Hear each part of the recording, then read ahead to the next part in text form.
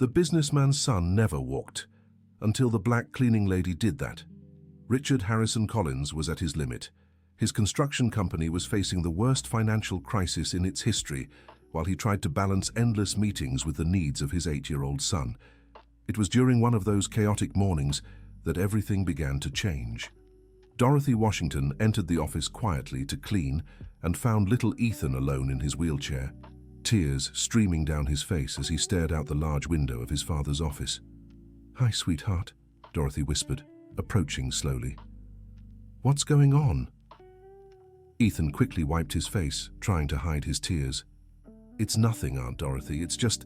He hesitated, glancing at the door. "Dad said I could go with him to the new construction site today, but he changed his mind again." Dorothy felt her heart tighten. In 3 months working at the Collins home, she had noticed how isolated the boy was from the world. His father, always too busy, treated his son as if he were made of glass. "You know what I think?" Dorothy said, pretending to organize the papers on the desk. "I think your father is afraid." "Afraid of what?" "Afraid something might happen to you. Sometimes when we love someone too much, we get so scared of losing them that we forget to live." Ethan grew thoughtful for a moment. That's when Dorothy noticed something strange. As they talked, the boy had subtly moved his toes inside his sneakers, a nearly imperceptible movement, but she was sure of what she saw. "Ethan, did you feel anything in your legs just now?" The boy froze, his face turning pale. "No, Aunt Dorothy. I don't feel anything. The doctors said I'll never be able to walk." But there was something in his voice, a hesitation that didn't convince Dorothy. Before she could ask anything else, they heard the firm footsteps of Richard Harrison approaching down the hallway. "What are you doing here?" The businessman's voice cut through the air like a blade. "I didn't ask you to talk to my son." Dorothy stood up quickly, clutching the cleaning rag. "I'm sorry, Mr. Richard. I was just cleaning and..." "You're here to work, not to play psychologist. Ethan has a private physical therapist. He has specialist doctors. He doesn't need a cleaning lady's chatter." The words were harsh, but Dorothy saw something different in the man's eyes. It wasn't anger, it was desperation. The desperation of someone who was lost and didn't know how to protect what he loved most. "You can continue your work in another room," Richard said, pushing his son's wheelchair out of the office. Dorothy noticed Ethan didn't look back, but his shoulders were tense as if he were holding something important inside. In the following weeks, Dorothy began observing more closely. She arrived early and left late, giving her time to notice patterns in the family's routine. Richard left for work at 7 in the morning and didn't return until late afternoon. His wife, Jennifer, spent most of her time locked in her room, claiming she was always sick. It was during these empty hours that Dorothy made her most important discoveries. One morning, while cleaning the living room, she heard a noise coming from Ethan's room. She climbed the stairs quietly and found the door slightly ajar. What she saw left her speechless. Ethan was standing by the bed, holding onto the headboard. His legs trembled with effort, but he was clearly standing. When he realized he was being watched, he threw himself back into the wheelchair so fast he nearly fell. "Aunt Dorothy," he gasped, his face red with shock. "I was just trying to reach a book on the shelf." Dorothy stepped into the room and closed the door behind her. "Ethan, my love, you don't have to lie to me." "I'm not lying." Tears began to well up. "I can't walk. Everyone knows that." Dorothy knelt in front of the wheelchair, looking straight into the boy's eyes. "How long have you been able to stand up?" The silence stretched for long minutes. Ethan was fighting something much bigger than shame or fear. It was as if he carried a weight impossible for his age. 6 months, he finally whispered.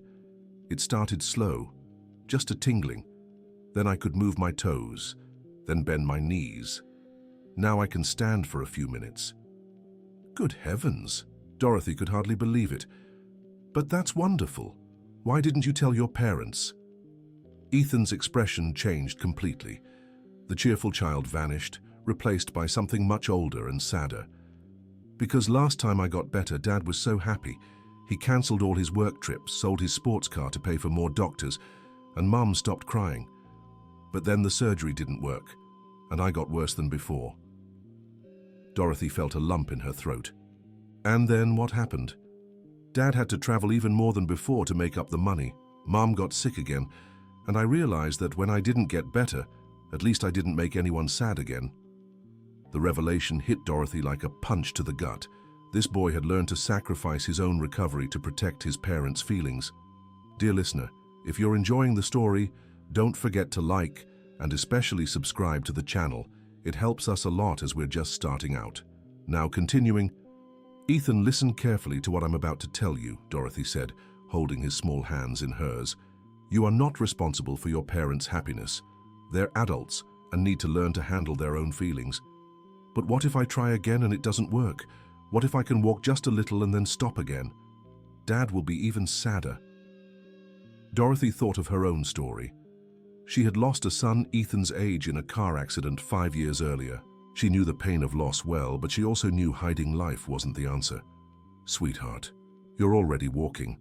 What we need is to help you get stronger and talk to your parents when the time is right. Promise you won't tell anyone. I promise. But you have to promise me something too. What? That you'll let me help you. I took care of my grandmother for 10 years when she had to relearn to walk after a heart problem. I know some exercises that can make you stronger. Ethan hesitated for a moment, then nodded slowly. But it has to be a secret. Our secret. From that day on, they established a routine. Every morning, after Richard left for work and Jennifer locked herself in her room, Dorothy and Ethan did their secret exercises. They started slow. Dorothy taught him simple stretches she'd learned from her grandmother's physical therapist. Ethan was clever and learned quickly, but he was also cautious. At every sound in the house, he'd flop back into the wheelchair, afraid of being caught. Easy, sweetheart, Dorothy would say. We'll take it slow. Rome wasn't built in a day. 3 weeks later, Ethan could stand for nearly 5 minutes straight. His legs still shook with effort, but he was clearly stronger. It was during one of these sessions that Margaret, the family's housekeeper, walked into the room unannounced. "What are you doing?" she asked, eyes wide at the sight of Ethan standing. Dorothy's blood ran cold. Margaret had worked for the family longer than she had and had always made it clear she didn't like the new cleaning lady. "Margaret, I can explain." "No need to explain," the housekeeper said, a sly smile forming on her face. "I understand perfectly what's happening here." Ethan sat in the chair, tears already beginning to stream down his face. "Please, Mrs. Margaret, don't tell Dad." "Oh, now." Margaret walked slowly around the room, like a cat toying with a mouse. "That will depend on a few things." Dorothy knew exactly where this conversation was headed. "What do you want, Margaret?" "I've worked in this house for 8 years. I know all this family's secrets, and now I know one more very valuable secret. Get to the point. $500 a month, and my lips stay sealed." Dorothy felt anger rise in her throat. $500 was nearly half her salary. "I don't have that kind of money." "Then you'll have to find it, or else Mr. Richard will find out the new cleaning lady has been playing doctor with his son." Ethan looked at Dorothy with desperation in his eyes. "Aunt Dorothy, I can stop the exercises. I don't want you to get in trouble because of me." "No, sweetheart. You won't stop anything." Dorothy stared straight at Margaret. "I won't give you a single cent." "Then get ready to look for another job," Margaret said, leaving the room with a victorious smile. That night, Dorothy barely slept. She knew Margaret wasn't bluffing. The housekeeper had always envied the closeness she'd developed with Ethan, and now she had the perfect weapon to destroy everything. The next day, things started going wrong systematically. Margaret made sure to point out small issues in Dorothy's work to Richard: a glass that hadn't been washed properly, a piece of furniture slightly out of place, tiny details that would normally go unnoticed. "Dorothy, I need to speak with you," Richard said at the end of the day. She knew this moment would come. Margaret had waited until Friday to deliver the final blow. "I've been getting complaints about your work. Margaret told me you've been talking too much with Ethan instead of working." "Mr. Richard, I'm not finished. I've also been told you've been doing strange things with my son, dangerous games that could hurt him." Dorothy saw her chance to defend herself slipping away. Margaret had twisted everything cleverly. I would never do anything to hurt Ethan. Maybe not on purpose, but you're not qualified to handle his special needs. I'm giving you a week's notice. Before Dorothy could respond, a scream came from the living room. No! It was Ethan's voice, louder than anyone had ever heard before. Dad, you can't send Aunt Dorothy away. Richard rushed to the living room and found his son out of his wheelchair, standing in the middle of the room, trembling with emotion and effort. The silence that followed seemed to last an eternity. Ethan, Richard's voice came out as a whisper. How did you... Just then the boy's legs gave out. He fell backward, but Dorothy caught him in time. The noise brought Jennifer running from the bedroom and Margaret from the kitchen. My God! Jennifer covered her mouth with her hands. Ethan was standing. Richard looked from Dorothy to his son, then to the housekeeper. Margaret, did you know about this? The woman stammered, torn between telling the truth and sticking to her accusations. I saw them doing some strange things, but I thought, what strange things? Richard's voice was dangerously low. Ethan, still in Dorothy's arms, looked at his father with a determination no one would expect from an 8-year-old. Dad, Aunt Dorothy didn't do anything strange. She just helped me with exercises. I could stand because she believed in me when everyone else had given up. Exercises? What exercises? The same ones she did with her grandmother. Stretching, strengthening, simple things that made me stronger. Richard knelt in front of his son. Ethan, how long have you been able to stand? 6 months, Dad. But I didn't say anything because the last time I got better, everyone was happy and then sad again. I didn't want to make you all sad once more. Jennifer began to cry, but it wasn't a cry of sadness. It was the cry of someone who had finally understood something important. My son, she knelt beside her husband. You don't have to protect our feelings. We're the ones who need to protect yours. Richard looked at Dorothy, who was still holding Ethan. Why didn't you tell me? Because he asked me not to, and because I knew he needed to first gain confidence in himself before sharing it with you. And you, Richard turned to Margaret. What was your intention when you came to tell me about the exercises? Margaret realized she had completely lost control of the situation. I just wanted to protect the boy. I thought it could be dangerous. That's a lie, said Ethan, still weak but determined. She wanted money from Aunt Dorothy to keep the secret. Richard's face turned red with anger. Is that true, Margaret? The housekeeper tried to deny it, but it was too late. The truth was out. Get out of my house now. After Margaret left, the family stood in silence in the living room. Ethan was back in his chair, but something had changed forever. Dorothy, Richard finally said, I owe you an apology and an explanation. You don't owe me anything. Yes, I do. You did for my son what I should have done. You believed in him when I had given up.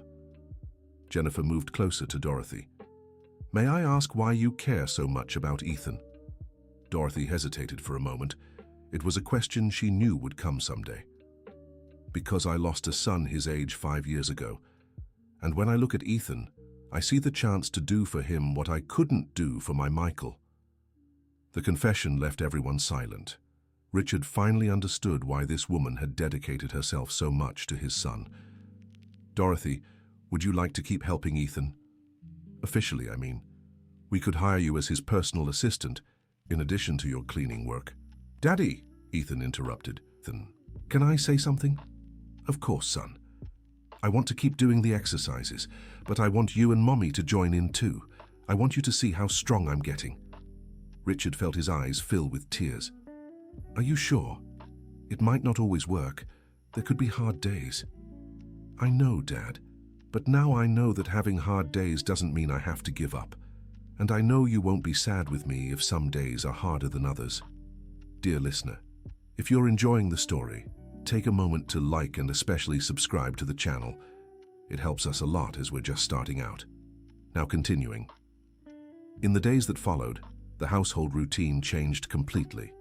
Richard rearranged his schedule to be present for at least one exercise session each day. Jennifer, who had spent years avoiding dealing with her son's condition, began actively participating in the process. Dorothy became more than an employee. She became part of the family in a way no one had planned, but that made sense to everyone. The exercises progressed gradually. Ethan could stand for longer periods, but still struggled to take steps. His legs were strong enough to hold him, but coordination was the bigger challenge. "It's normal," Dorothy explained during one session. "My grandmother took months to take her first steps after she could stand." "How long do you think it'll take me?" Ethan asked. "I don't know, sweetheart. Everyone's different. What matters is that you don't stop trying." Richard, who had been watching the session, asked a question that had been stuck in his throat for weeks. "Dorothy, do you think we should talk to the doctors about this?" She stopped the exercise she was doing with Ethan. "I think so, but carefully. We don't want them to discourage Ethan or set expectations too high." "What do you mean?" "Some doctors are very technical. They'll want to run tests, exams, they might want to change everything we're doing. Others will say it's impossible and that we're wasting our time." Jennifer, who was sitting in the corner of the room, spoke up. "What if we look for someone different? Someone who works more on the emotional side?" "Do you know someone like that?" Richard asked. "Actually, I do. My therapist told me about a physical therapist who works with children dealing with emotional issues related to physical recovery. He's right here in New York City." That's how they met Dr. Michael Williams, a physical therapist specializing in complex cases where psychological factors influenced physical recovery. The first appointment was tense. Dr. Michael was a man in his 50s with graying hair and a calm way of speaking that immediately put Ethan at ease. "So, Ethan, tell me what you've been able to do." The boy looked at Dorothy, who nodded encouragingly. "I can stand for almost 10 minutes, and I can move my legs when I'm lying down, but I still can't walk properly." "And how do you feel when you're standing?" "At first I was scared. Scared of falling, scared it wasn't real. Now I feel strong." Dr. Michael asked Richard and Jennifer a few questions about Ethan's medical history, then asked to speak with Dorothy privately. "Mrs. Dorothy, may I ask about your background?" "I only finished elementary school. I learned to care for sick people by taking care of my grandmother." "And what kind of exercises have you been doing with Ethan?" Dorothy explained the routine she had developed in detail. Dr. Michael listened carefully, taking a few notes. "You know what? You're doing everything right. In fact, you're doing some things I would do myself." "Really? Really? The most important thing in cases like Ethan's is working on confidence along with strength." You instinctively understood that. When they returned to the room, Dr. Michael addressed the whole family. "From what I see, Ethan has made remarkable progress. I'd like to suggest we continue exactly as we are, but with a few additions." "What kind of additions?" Richard asked. "More specific exercises for coordination and balance, and talk sessions to help the whole family manage expectations in a healthy way." "Do you think he'll be able to walk?" The question slipped out of Jennifer's mouth before she could stop herself. Dr. Michael looked at Ethan before answering. "I think Ethan is already walking. Maybe not the way you expect, but he's making progress many doctors would say is impossible. The question isn't whether he'll walk, it's how you'll support him through this process." That answer changed everyone's perspective. They stopped seeing the future as a fixed destination and began valuing every small step forward. The weeks passed, and Ethan grew stronger. He could get up from the chair by himself, stand without support, and even take a few hesitant steps while holding onto furniture. But progress wasn't linear. There were days when his legs didn't respond well, days when he felt frustrated and wanted to give up. "I'll never get there," he said during a particularly difficult session. "My legs are weak today." "My love," Dorothy said, kneeling beside him, "remember what I told you about my grandmother?" "What?" "That she had good days and bad days. On the bad days, we rested and tried again the next day. On the good days, we celebrated every little victory." "But what if I never walk like other kids?" Richard, who had been watching the conversation, stepped closer. "Ethan, do you remember how you were 6 months ago?" "I do. I'd spend the whole day in my chair and wouldn't even try to stand up. And now? Now I can stand, move my legs, take a few steps. So you've already come a long way. And no matter how far you go, we'll be here to support you." Jennifer joined the conversation. "My son, I spent years afraid you wouldn't get better. Now I understand you improve a little every day, even on the hard days." This conversation marked a turning point in the family's emotional recovery. They stopped focusing on the end goal and began valuing the process. A month later, during a routine visit from Dr. Michael, Ethan had an idea. "Doctor, can I ask you something?" "Of course." "Do you think I could try walking without holding on to anything?" Dr. Michael looked at Dorothy, who nodded. "Do you feel ready to try?" "I think so, but I'm scared of falling." "What if we put some mattresses on the floor?" Dorothy suggested. "That way, if you fall, you won't get hurt." They arranged the room with mattresses and cushions. Ethan stood up from his chair with more confidence than ever. He stayed still for a few seconds, finding his balance. Then slowly, he lifted his right foot and took a step forward. Everyone held their breath. His left foot followed the right, then the right again. 3 steps, then 5, then 10. Ethan was walking. When he finally stopped, he was smiling in a way no one had seen in years. "I did it," he said, his voice trembling with emotion. "I walked." Richard and Jennifer rushed to hug him, and Dorothy stood where she was, tears streaming down her face. "Aunt Dorothy," Ethan said, pulling away from his parents, "thank you for believing in me when I didn't believe in myself." Dear listener, if you're enjoying the story, take a moment to like and especially subscribe to the channel. It helps us a lot as we're just starting out. Now continuing, the following months were about consolidation. Ethan kept improving, but always with the understanding that some days would be better than others. The family learned to celebrate every bit of progress without creating unnecessary pressure. Richard changed how he worked, spending more time at home and delegating more responsibilities to his team. Jennifer returned to her social life, now including Ethan in activities suited to his condition. Dorothy officially became Ethan's personal assistant, but in reality, she became much more than that. She became the bridge that reconnected the family. Dr. Michael continued monitoring the case, always impressed by the progress, not just physical but emotional, of everyone involved. "You know, this is one of the most remarkable cases I've ever followed," he said during a checkup. "Not just because of Ethan's recovery, but because of how the whole family grew through it." "We didn't do anything special," Jennifer said. "Yes, you did. You learned to trust each other. You learned that caring doesn't mean overprotecting. And you learned that love sometimes means letting someone be braver than you." On the first anniversary of Ethan's first steps, the family decided to hold a special celebration. They invited Dr. Michael, some of Ethan's school friends, and of course, made sure Dorothy was the guest of honor. "Aunt Dorothy," Ethan said during dinner, "can I tell everyone something?" "Of course, sweetheart.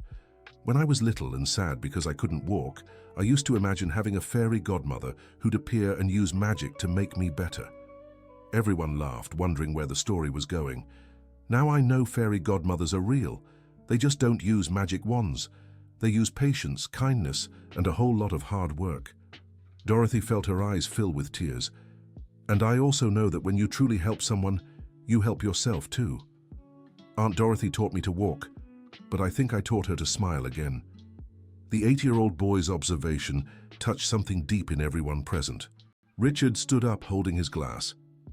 "I'd like to make a toast to Dorothy, who saved my son, to Jennifer, who learned to be strong when I needed her to be, to Dr. Michael, who taught us that healing is more than fixing, and to Ethan, who taught us that courage isn't about not being afraid, it's about trying even when you are. And to family," Ethan added, raising his juice glass. "The family we're born into, and the family we choose." 6 months later, Ethan was running in the backyard with his school friends.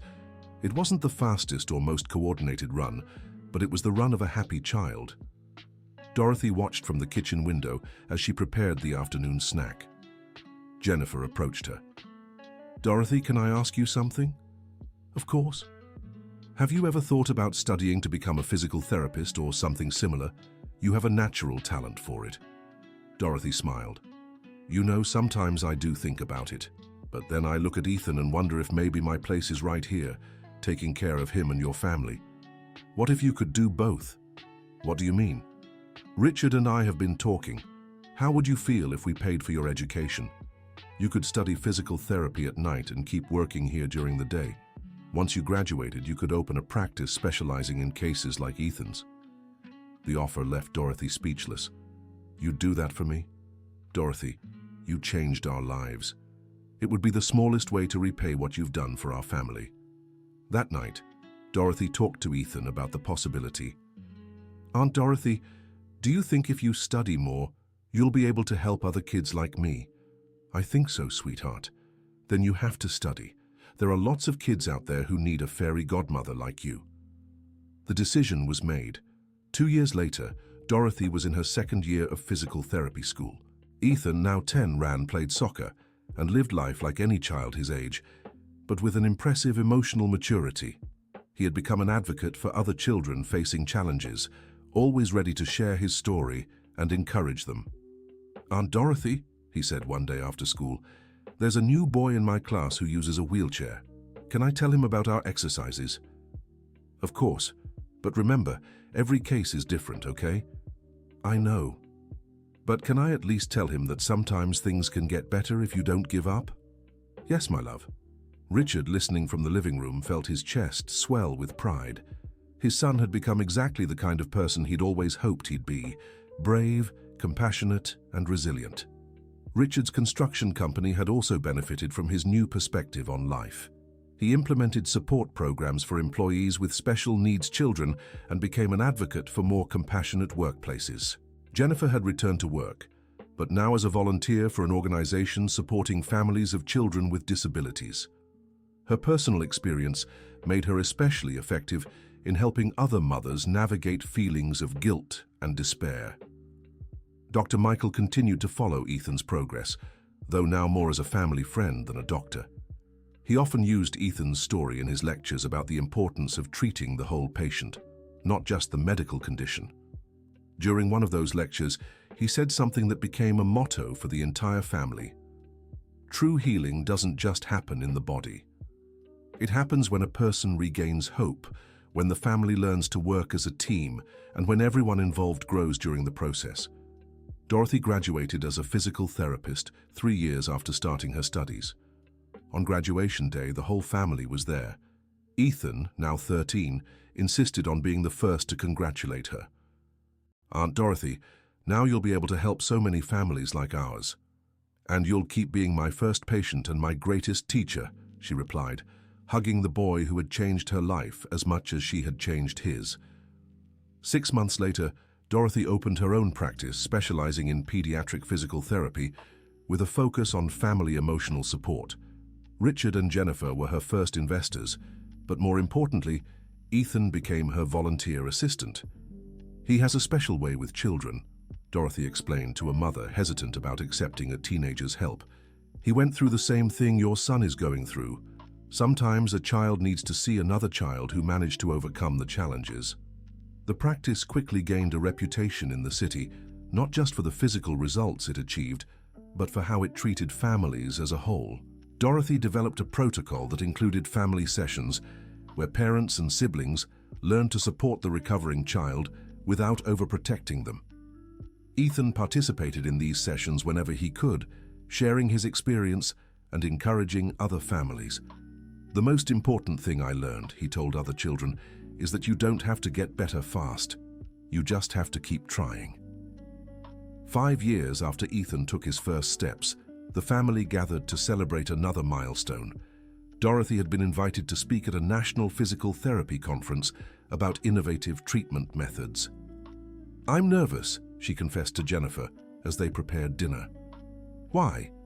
You've helped so many families." "It's different. I'll be speaking to doctors, physical therapists, people who've studied much more than I have." Ethan, now 18 and preparing to enroll in a psychology program, joined the conversation. "Aunt Dorothy, can I say something?" "Of course. Do you think any of those doctors could have done what you did for me?" "I don't know, Ethan." "I do. The answer is no, because they know a lot about medicine, but you knew something they didn't." "What?" "You knew I needed someone to believe in me before I could believe in myself, and that's not something you learn from a book." Dorothy's speech was a success. She shared not only the techniques she had developed, but, above all, the philosophy behind her work, treating the person, not just the condition. "What I've learned," she told an audience of over 500 professionals, is that our job isn't to fix people. Our job is to help them discover the strength they already have inside. At the end of the talk, a young doctor raised his hand. Dr. Dorothy, how did you develop such sensitivity for such complex cases? Dorothy smiled. I learned from an 8-year-old boy who taught me that courage isn't the absence of fear. Courage is trying even when you're afraid. And I learned from a family that showed me sometimes to save someone, you have to let them save you too. When she returned home, she found Ethan studying for his college entrance exams. How was the speech? He asked. It went well. But you know what? I was thinking... About what? How it all started. With you crying in that office, and me trying to cheer you up.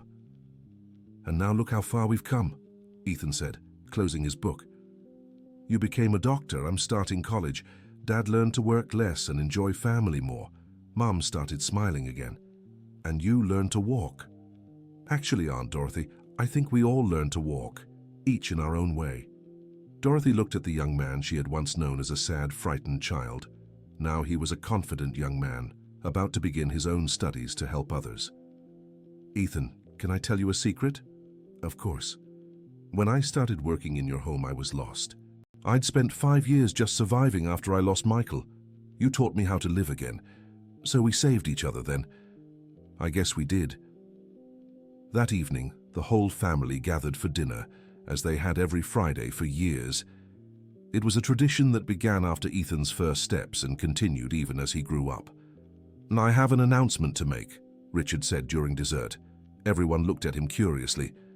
I've decided to retire. Silence fell over the table. Dad, you're only 52, Ethan said. Exactly. I spent so much time working to give you all a good life that I forgot to live that good life with you. I want to make the most of these years and be more present. Jennifer smiled. And what will you do?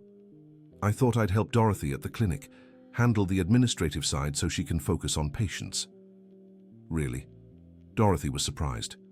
Really? If you want me to, of course. I think I could learn something about helping families like ours. Of course I want you to. It would be wonderful having you on the team. Ethan started laughing. What's so funny? Jennifer asked. I'm imagining you all 10 years from now. The clinic will have turned into a family business. Dad handling the business, Aunt Dorothy seeing patients, me as the team psychologist. And me? Jennifer asked. You'll be the family support coordinator. You know better than anyone how hard it is to be the mother of a child with challenges. What began as a joke quickly became a real plan. In the years that followed, what had started as a small clinic grew into a family rehabilitation center that served not just children, but entire families. The center became a national model, not just for its results, but for the compassionate way it treated every case. Ethan graduated with a degree in psychology and specialized in family therapy. Jennifer completed a course in social work. Richard discovered he had a talent for healthcare administration. And Dorothy, the cleaning lady who once believed in a boy when no one else did, became an honorary doctorate at 2 universities and an international leader in patient-centered physical therapy. Sometimes I look back and can't believe how much has changed, she said during an interview for a medical journal. What was the moment that defined this change? The reporter asked. The moment I stopped seeing Ethan as a broken child who needed fixing and started seeing him as a whole child who needed support to discover his own strength. And can that be applied to other cases? It can be applied to every case. When you believe in people, they start believing in themselves. And when they believe in themselves, impossible things start happening. 10 years after that first day in the office, Ethan was graduating with his psychology degree. During his commencement speech, he mentioned 3 people who had been pivotal in his life. His parents, who learned that love means trust, and Dorothy, who taught him that physical limitations don't define life's possibilities. My adoptive mother, he said, referring to Dorothy, taught me that family isn't just about blood. It's about choosing to be present in someone's life every day, especially on the difficult days. In the audience, Dorothy wept with emotion. The boy she had helped take his first steps was now taking his first professional steps to help others. After the ceremony, as they celebrated at home, Ethan made an unexpected proposal. "Aunt Dorothy, do you remember that conversation we had about me helping other children?" "I do." "Well, I had an idea. What if we wrote a book telling our story?" "A book?" "Yes. For other families going through what we went through, so they know they're not alone and that things can get better." Richard thought the idea was excellent. "We could share not just the physical recovery, but the whole emotional journey of the family." "And show there's no magic formula," Jennifer added. "Every family needs to find their own path." Dorothy thought for a moment. "You know this would mean sharing our story with the whole world, right?" "I know," Ethan said. "But if our story can help even one family not give up, it's worth it." The book was written over a year. Every chapter was discussed and revised by the whole family, making sure it truly represented everyone's experience. When it was published, First Steps, a story of faith, family, and perseverance, became a national bestseller. More important than its success, the book inspired thousands of letters from families who saw themselves in the story. "We received a letter today that moved me deeply," Dorothy shared during a television interview promoting the book. "Can you tell us about it?" "It's from a mother in Chicago. She wrote that her 7-year-old son had been depressed after an accident left him unable to walk. When she read our book to him, the boy said if Ethan could do it, he could try too. She sent me a photo of him standing, smiling. What does that mean to you?" "It means it was all worth it. It means our pain helped ease someone else's." The TV interview sparked even more attention. The family rehabilitation center they'd founded received franchise requests from across the country. Within 5 years, 15 locations had opened across the United States, all following the same compassionate approach Dorothy had developed. Ethan, now graduated, led the training program for new professionals. His personal experience, combined with his education, made him a unique teacher. "The first thing I teach new physical therapists," he'd say in training, "is that you're not just working with muscles and bones. You're working with dreams, fears, hopes, and frustrations." "And how did you learn to handle the emotional side?" students often asked. "By suffering," Ethan answered honestly. "By failing, succeeding, crying, celebrating. There's no manual for it, just a willingness to be present in people's lives." During one session, a young therapist asked a question that struck Ethan deeply. "What if the patient doesn't improve physically? How do you handle failure?" Ethan took a long moment before answering. "I don't believe in failure when it comes to caring for people. I believe in processes. Sometimes the process leads to full physical recovery, sometimes to healthy acceptance, sometimes it brings a family closer than ever before. It always leads to some kind of growth. But what if the child never walks like you did? Then our job is to help that child be the best version of themselves, whether they walk or not. My story isn't special because I walked again. It's special because an entire family learned to love in a healthier way." This philosophy became the foundation of all their work. They didn't promise miracles, but they promised presence.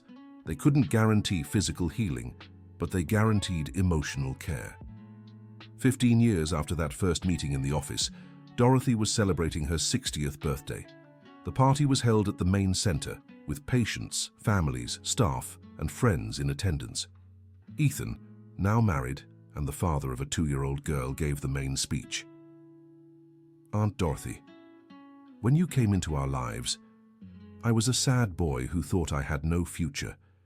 You taught me that the future isn't about where you end up. It's about who you become along the way." He looked at his young daughter who was running around the hall. "My daughter will grow up knowing she had a grandmother who didn't share blood with her, but shared unconditional love. She'll grow up knowing family is about choice, dedication, and presence." Dorothy, moved, stood up to respond. "Ethan, when I met you, I thought I was saving you. Today I know you saved me first. You taught me it's possible to start over, to find purpose in pain, and to create family wherever there's love." Richard, now with completely white hair, joined in. "Dorothy, on behalf of all the families you've helped, thank you. Thank you for believing when we couldn't. Thank you for seeing possibilities where we only saw limitations." Jennifer, who had become one of the most respected social workers in the city, added, And thank you for teaching us that caring for someone isn't doing everything for them. It's giving them the tools to do it themselves. The party went on late into the night, filled with stories, photos, and deep emotion. When everyone finally left, the family gathered at home for a more intimate moment. "You know something?" Dorothy said, looking at old photos. "Sometimes I wonder what would have happened if I hadn't walked into that office that day." "I think about that too," Ethan said. "But then I remember some things are meant to happen. You needed a reason to start living again. I needed someone to believe in me. Dad and Mom needed to learn how to be a real family."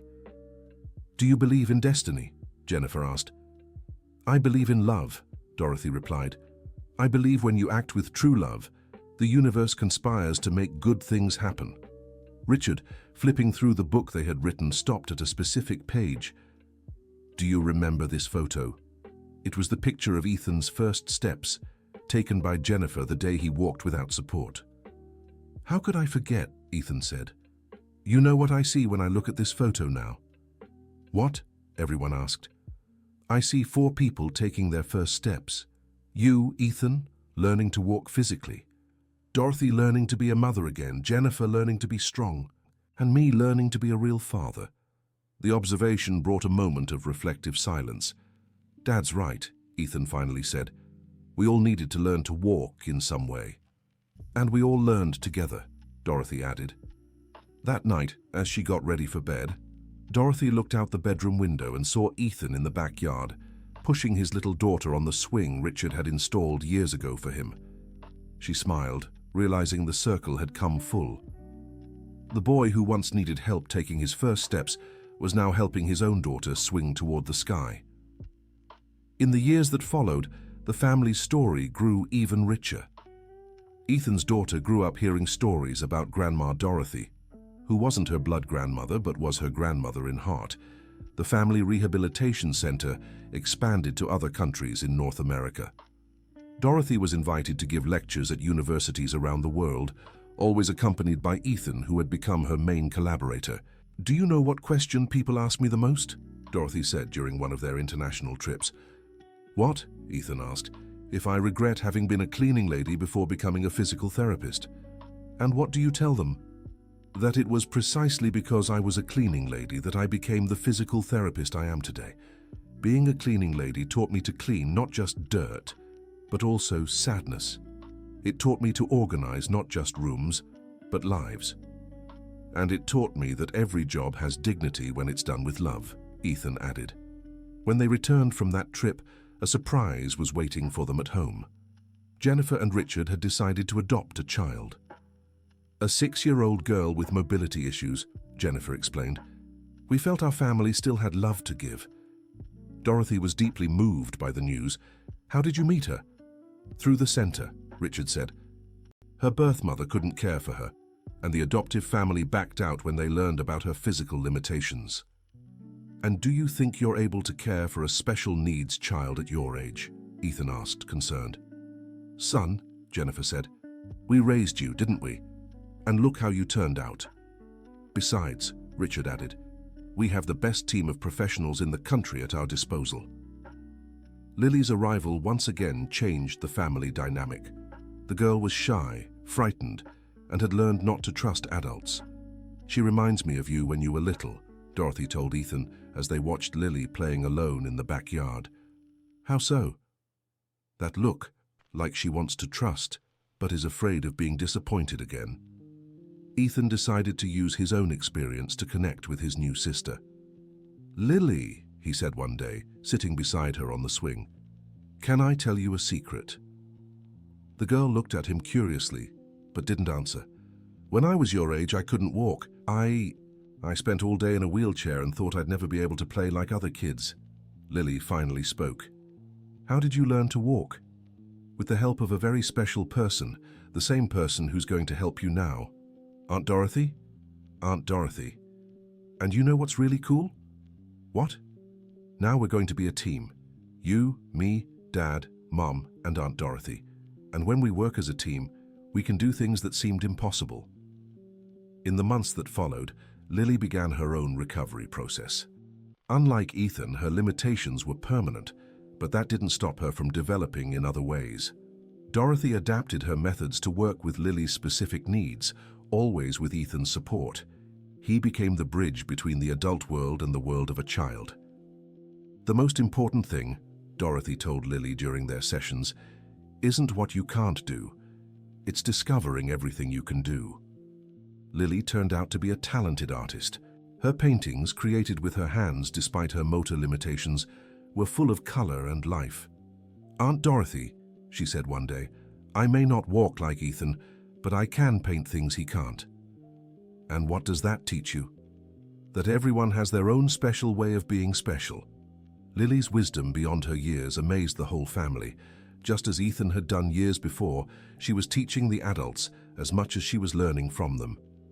2 years after Lily's arrival, the family was honored by the city for the social work they had done.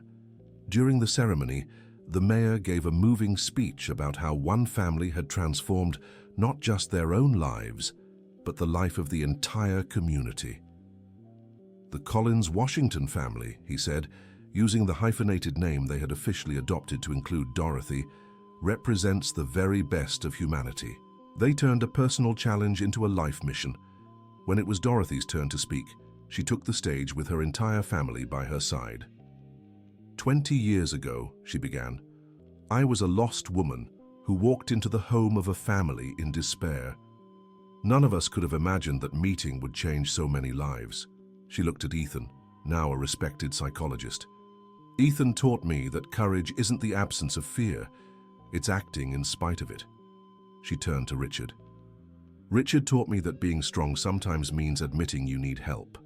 Her gaze shifted to Jennifer. "Jennifer taught me that true love can hurt, but it's always worth it." Finally, she smiled at Lily. "And Lily is teaching me that life always gives us new chances to grow and love." The audience was visibly moved. "But the most important lesson I've learned," Dorothy continued, "is that family isn't about blood. It's about choice. It's about deciding to be there for someone on the good days and the bad.